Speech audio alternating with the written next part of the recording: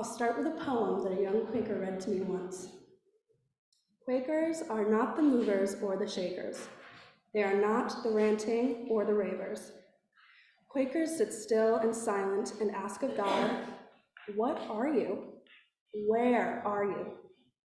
And in the stillness and the silence, they hear the reply, "I am the light within you."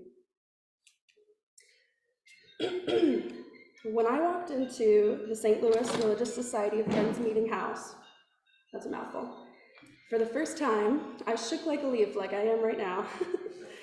One might even say that I was quaking. It was my first willing dive into Christianity. Of course, Christianity had infiltrated my life in the way that it does everyone's in our society. I used the Lord's name in vain, although I had never claimed him as my Lord. And I cursed people to hell when I was feeling particularly irate, even though I didn't actually believe in hell.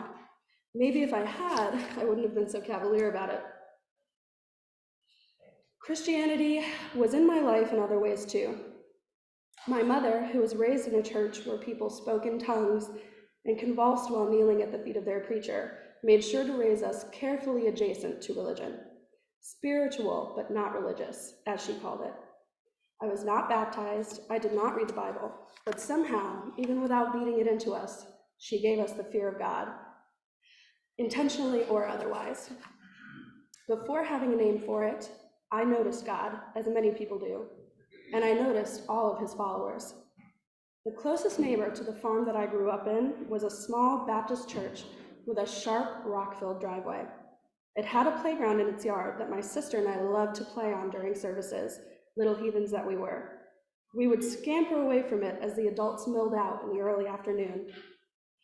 We knew that we did not belong on their swings or their slide, but we weren't sure why, and we loved the thrill of dashing through the pasture back home. Eventually, I asked my mother what they were doing in there, as soon as I was old enough to be nosy about other folks' business. I don't remember her answer exactly, but I'm sure it had something to do with what they were doing, which was worshiping their God. After that, I was always careful not to stray too close to the building itself. The modest peak of the tin roof seemed to loom ominously with my new knowledge. Although I had never been inside of a church, I knew that it was serious. And once I knew that, I felt the weighty presence of adult seriousness like a pair of watchful eyes on my back.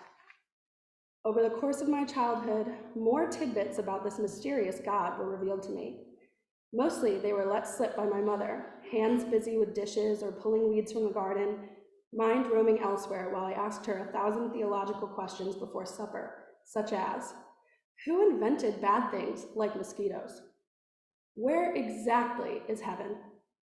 And what happens if a baby dies before it gets baptized? My mother always prefaced her answers with, "Some people believe," so that I was sure we were not part of some people. The answers ended with a hasty, "It's all right if you believe that too." So I knew if I wanted to become a Christian, she would still love me just the same. I determined early on that while I did crave an answer for these questions, I did not want to become a Christian. I was filled with a righteous scorn for a God that might condemn me to hell for things I could not control. Did he expect me to march into that church all by myself and tell them to baptize me right this instant so that I could get a place in heaven? What if I was struck by lightning 5 feet from the door? Would the intention have been close enough? I found the idea of his judgment and condemnation unforgivable and promised myself I would never become part of some people. But in my heart, nestled beside my righteousness, there was a deep sadness. I mourned my forsaken relationship with God. I saw him sometimes, you see. The beams of golden light that streamed through canopies in the valley, drops of dew-like diamonds on perfectly symmetrical spider webs, a cow licking the evidence of birth off the forehead of her knobbly-kneed calf, up and walking just hours after crashing into the world. I knew that there was God around me, and that knowledge made me desperate for a deeper understanding. That sentiment, I'm sure you all know, was certainly not unique.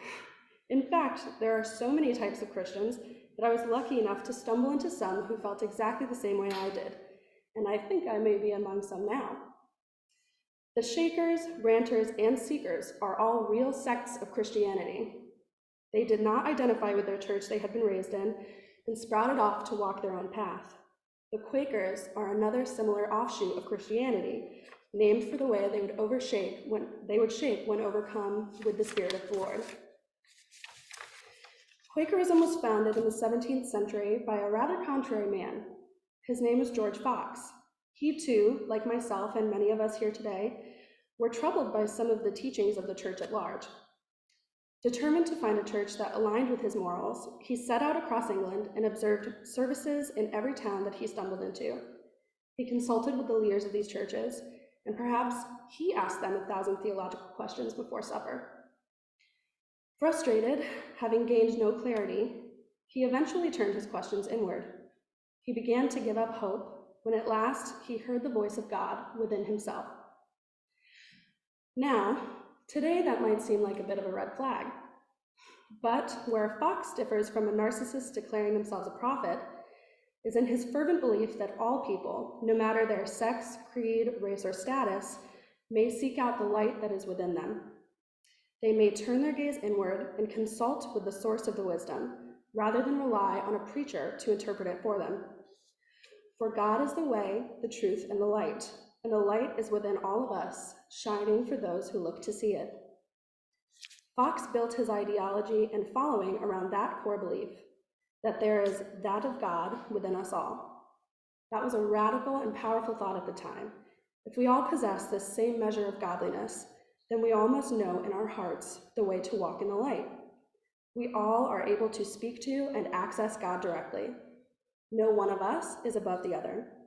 This way of thinking led Quakers to the natural conclusion that if all people are equal spiritually, then they must be socially as well. Thus, many Quakers were among the first abolitionists and women's rights activists. At a Quaker meeting, we sit in silence unless one of us is moved by God to give testimony. That is no small thing. In most meetings, we maintain our silence, feeling the light wash over us. In others, one by one, we stand and speak the words of God. Often you will find yourself so in awe and so moved by seeing and hearing and touching God in a very real, visceral way. Some people would say that's impossible. There are other Christians who believe that God is an intangible and unknowable creature.